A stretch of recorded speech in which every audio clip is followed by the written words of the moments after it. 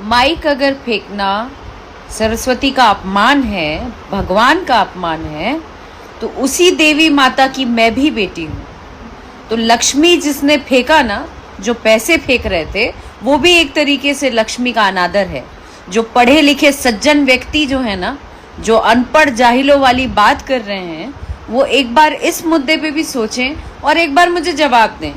Compare अगर करने को आओ तो सबको एक बराबर कंपेयर करो, तब मानूंगी असल दम रखते हो आप लोग।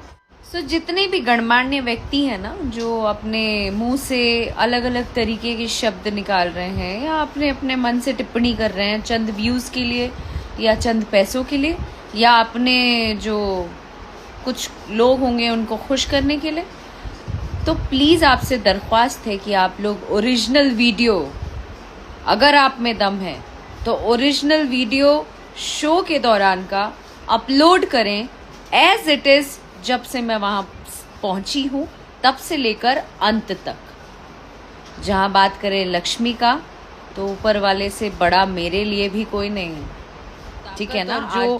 जो भी आज चल रही हूँ वो अपने माता रानी और महादेव की वजह से ही चल रही हूँ।